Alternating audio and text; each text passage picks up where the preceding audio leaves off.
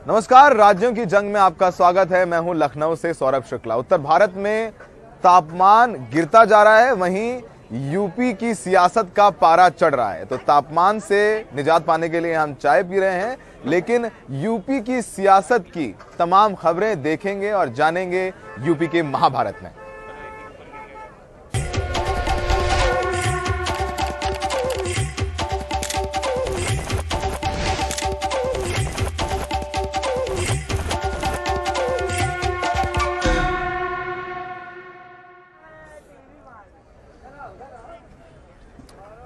पूर्व कैबिनेट मंत्री और सांसद आजम खान और उनके बेटे अब्दुल्ला पर 200 से ज्यादा मुकदमे हैं।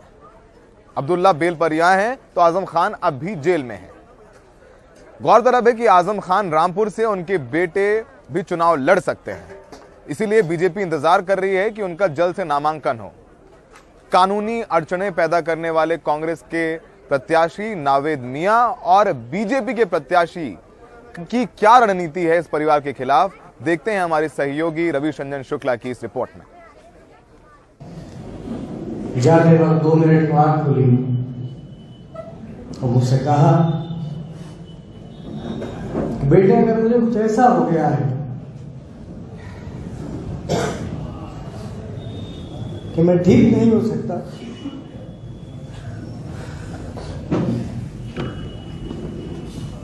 कभी सबसे ताकतवर नेता रहे आजम खान के बेटे अब्दुल्ला आजम अपनी आप बीती सुनाते सुनाते रो पड़े। मैंने दुआ करी कि अल्लाह, जेल तो मैं काट ही रहा हूं, मुझे कोई शिकायत, बस तू मेरे वालिद को बचा। अब्दुल्ला और उनकी मां जेल से बाहर हैं, लेकिन आजम खान अभी जेल में हैं। खुद अब्दुल्ला आजम का स्वार विधानसभा से और आजम खान का रामपुर सदर से चुनाव लड़ने का इरादा है, लेकिन उनकी राह में रोड़ा है ये मुकदमे।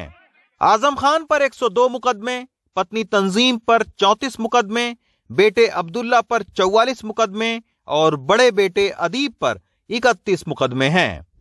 लेकिन अब्दुल्ला को रुलाने वाले उनके सियासी मुखालिफ नूर महल में इत्मीनान से बैठे हैं। रामपुर रियासत के 2 नवाबजादे नावेद मियां और उनके बेटे नवाबजादा हमजा।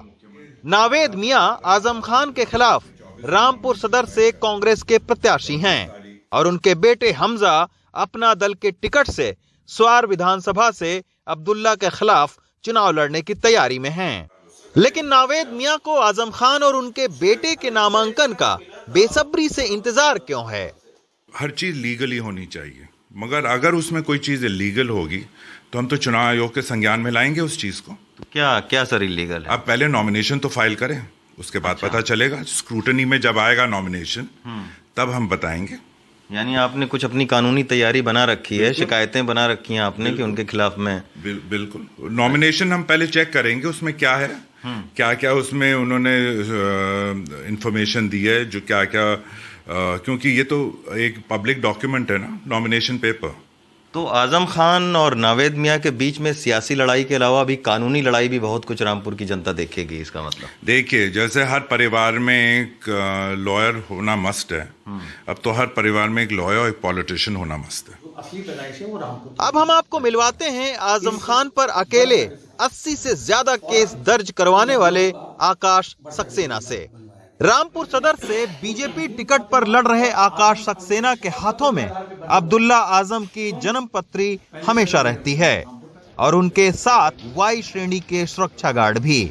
आकाश पेशे से बिजनेसमैन हैं, लेकिन आजम खान से सियासी दुश्मनी निकालने के लिए कानून इतना पढ़ा कि कई बार वो खुद ही सुप्रीम कोर्ट तक में बहस कर चुके हैं। आदमी एक केस दर्ज करवाने में उसकी चप्पलें घिस जाती हैं, थाने में इतनी बार चक्कर काटता है। आपने आजम खान जैसे एक ताकतवर सियासी नेता के ऊपर 1, 2, 3 केस नहीं, 80 से ज्यादा केस आपने दर्ज करवाया। मेरे जितने भी जो केसेस आजम के ऊपर हैं, वो सारे केसेस पेपर एविडेंस के आधार पे हैं। एक केस भी अगर वो कोई साबित ये करते, क्योंकि कानूनी प्रक्रिया होती है, हर चीज जांच के बाद केस दर्ज किया जाता है, और जब पेपर एविडेंस की बात आती है तो बारीकी से पहले जांच होती है। जिस तरीके से आजम ने अपने बेटे के 2 जन्म प्रमाण पत्र बनवाए, 2 पैन कार्ड बनवाए, 2 पासपोर्ट बनवाए, उसकी पहले बारीकी से जांच हुई। जांच के बाद फिर उसकी रिपोर्ट दर्ज हुई। सबसे बड़ी बात क्या है कि हाई कोर्ट ने अपने निर्णय में 1.5 साल के अंदर, उस निर्णय में उन्होंने साफ कहा कि हाँ, दस्तावेज ये फर्जी थे, जिसपे उनकी विदाई की गई। आजम खान बीमारी की हालत में जेल में हैं, बाकी परिवार भूमिगत, लेकिन सियासी दुश्मन आजम खान के परिवार को एक बार फिर कानूनी लड़ाई में उलझाने के लिए तैयार बैठे हैं। रामपुर से तमकीन खान और राकेश के साथ रवीश रंजन शुक्ला, एनडीटीवी इंडिया। कांग्रेस को एक के बाद एक कई झटके लग रहे हैं। आप सब ने लड़की हूं लड़ सकती हूं का कैंपेन देखा होगा और पोस्टर भी देखा होगा। यह प्रियंका गांधी का कैंपेन है। इसकी poster girl doctor Priyanka Maurya Congress को छोड़ करके बीजेपी में शामिल हो गई हैं। इसकी क्या वजह रही और क्यों टिकट न मिलने के बाद मुजफ्फरनगर में कांग्रेस के नेता फूट फूट के रो रही हैं, देखिए हमारी इस रिपोर्ट में। 2 दिन पहले तक कांग्रेस के लड़की हूं लड़ सकती हूं के पोस्टर पर अपनी तस्वीर दिखाकर कांग्रेस का प्रचार कर रही डॉक्टर प्रियंका मौर्य अब बागी हो गई हैं। डॉक्टर प्रियंका मौर्य कांग्रेस से लखनऊ की सरोजनी नगर सीट से टिकट मांग रही थी, पर कांग्रेस ने टिकट काट दिया तो बीजेपी में शामिल होकर कांग्रेस के पोस्टर से अपनी तस्वीर हटाने की मांग कर रही हैं। बीजेपी क्या टिकट दे रहा है, क्योंकि टिकट को लेकर ही तो नाराज हैं आप कांग्रेस से। मैं टिकट को लेकर के नाराज नहीं हूँ। मेरे साथ जो अन्याय हुआ है, आज ये लड़की उसकी लड़ाई लड़ रही है। किस बात को? टिकट नहीं दे के किया ना अन्याय उन्होंने? किस तरीके से किया? मेरे साथ धोखा किया गया। कमिटमेंट किया था आपको टिकट का? धोखा किया गया। किस तरीके से धोखा किया गया है कि आपने पहले से ही टिकट अगर किसी को सोल्ड कर दी है तो उसके बाद आप हमें कहते हैं कि आप मेहनत करिए, हम आपको देंगे टिकट, तो ये गलत है। आपका फेस जो फेस आपका यूज कर रही है, तो क्या बोलेंगे कि वो हटाएं आपका फेस उनके कैंपेन? मैं बिल्कुल कहती हूँ कांग्रेस पार्टी मेरे फेस को हटाए, क्योंकि सिर्फ मेरे फेस का इस्तेमाल किया जाए, मैं इसके खिलाफ हूँ। आज मेरे साथ क्यों ना इंसाफी हो रही है? मुझे इंसाफ। कांग्रेस से मुजफ्फरनगर सदर से टिकट न मिलने पर कांग्रेस नेता महराज जहां फूट फूट कर रो रही। महराज का कहना है कि मेहनत करने के बाद भी कांग्रेस ने उनकी अनदेखी की और वो प्रियंका से टिकट की गुहार लगाते हुए नजर आई। जो मेहनती महिला है, जो आपके लिए मेहनत करती है, जो कांग्रेस को आगे बढ़ाने का काम करती है, मैं उनको आगे बढ़ाऊंगी। ये क्या हुआ मेरे साथ? इतनी नाइंसाफी क्यों की? मैंने तो हर जिम्मेदारी निभाई। आपने तो अपना परिवार भी बनाया, मैंने तो परिवार भी नहीं बनाया अपना के मुझे आगे बढ़ना है। मुझे समाज में पहचान बनानी है, मुझे समाज में पहचान बनानी है। मैंने इतनी मेहनत की, रात बेकार बात कहा कि इन आरोपों पर कांग्रेस का कहना है कि कांग्रेस उन्हीं को टिकट दे रही है जिनका सर्वे में नाम आ रहा है। राजनीति में जीत और हार बहुत मायने रखती है। कांग्रेस ने भी अपने इंटरनल सर्वे कराए हैं। सर्वे में कैसे क्या निकला है, कौन जीतेगा कौन हारेगा, ये सारे समीकरण देखने के बाद ही हमने टिकट दिए हैं। हमें तो एक एक विधानसभा से 16 महिलाओं ने टिकट मांगे हैं, तो क्या 16 महिलाओं को हम टिकट नहीं दे सकते हैं ना? कांग्रेस की मुसीबतें यहीं खत्म नहीं होती हैं। स्वार टांडा सीट से कांग्रेस के घोषित प्रत्याशी नवाबजादा हैदर अली खान हमजा मियां ने कांग्रेस छोड़ अपना दल ज्वाइन कर लिया है। हमजा मियां को अपना दल और बीजेपी का गठबंधन इस सीट से आजम खान के बेटे अब्दुल्ला के सामने मैदान में उतार सकता है। कांग्रेस 40% महिलाओं को टिकट में हिस्सेदारी दे रही है। कई अच्छे टिकट भी उन्होंने दिए हैं, चाहे वो कुलदीप सिंह सेंगर मामले में रेप पीड़िता की मां ही क्यों ना हो। पर यह भी कहा जा रहा है कि कांग्रेस खुद को जिताने से ज्यादा सपा का नुकसान करने के लिए भी टिकट दे रही है, क्योंकि कई ऐसे नेता उन्होंने मैदान में उतारे हैं जिनका टिकट बसपा या सपा ने काटा है और जो वोट कटुए की भूमिका निभा सकते हैं। लखनऊ में सहयोगी राजेश गुप्ता के साथ Saurabh Shukla, NDTV India. Azad Samaj party के प्रमुख चंद्रशेखर रावण ने ऐलान किया है कि वो गोरखपुर शहर की सीट से मुख्यमंत्री योगी आदित्यनाथ को चुनौती देंगे। गोरखपुर सदर सीट से चंद्रशेखर पर्चा भरेंगे, जहां से मुख्यमंत्री योगी आदित्यनाथ चुनाव लड़ने जा रहे हैं। सपा से समझौता नहीं होने के बाद चंद्रशेखर आजाद ने मुख्यमंत्री को सीधी चुनौती देने का ऐलान किया है।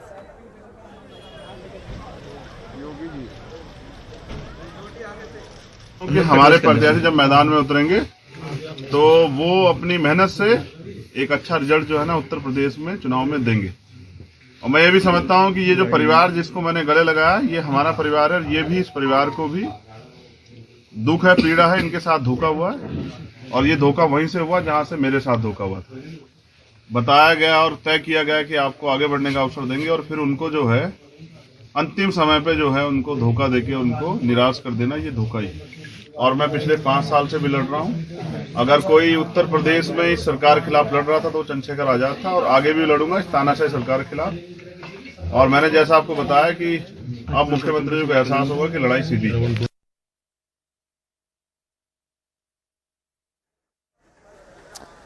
निर्भया गैंगरेप में वकील रही सीमा कुशवाहा चर्चा में रही। अब उन्होंने बहुजन समाजवादी पार्टी का दामन थाम लिया है। आज लखनऊ में उन्हें बसपा महासचिव सतीश मिश्रा ने बहुजन समाजवादी पार्टी में शामिल कराया। सीमा उत्तर प्रदेश की ही रहने वाली हैं। निर्भया केस के दौरान वो सुप्रीम कोर्ट में ट्रेनी वकील के तौर पर काम करती थी। इसी वक्त वो चर्चा में आई थी। अब बसपा में शामिल होकर उन्होंने राजनीति में कदम रखा है।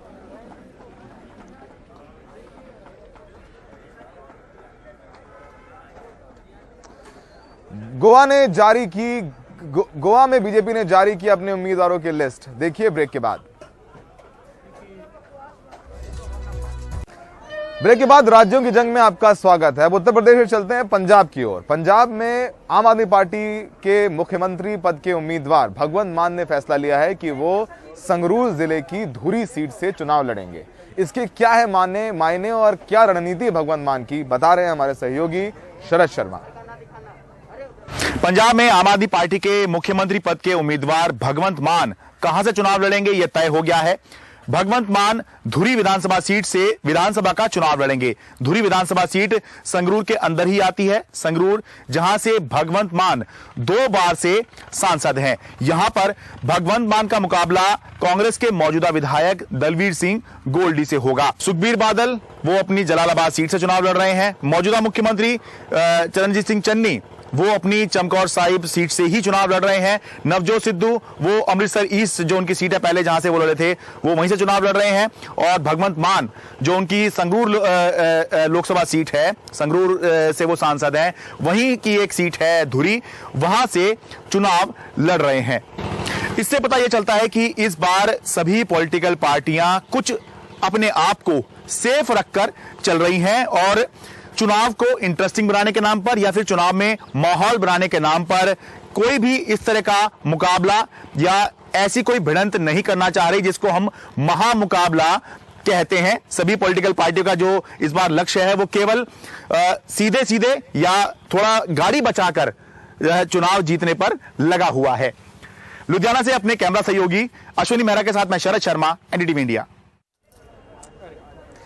गोवा में बीजेपी ने अपनी उम्मीदवारों की पहली लिस्ट जारी कर दी है। 40 में से 34 सीटों का बीजेपी ने ऐलान किया है। आपको बताएं, मनोहर पर्रिकर की पणजी सीट से उनके बेटे उत्पल पर्रिकर को टिकट नहीं दिया गया है।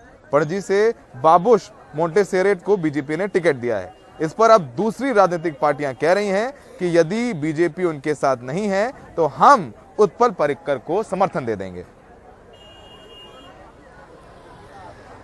जरूर पर्रिकर जी के बारे में हमारे मन में भावना है, प्रेम है, आदर है। अब वो नहीं है। जब वो थे तो हमने उनके ऊपर की बहुत टिक्का टिप्पणी की है, ऐसा नहीं की है। लेकिन उनका बेटा अगर चुनाव लड़ना चाहता है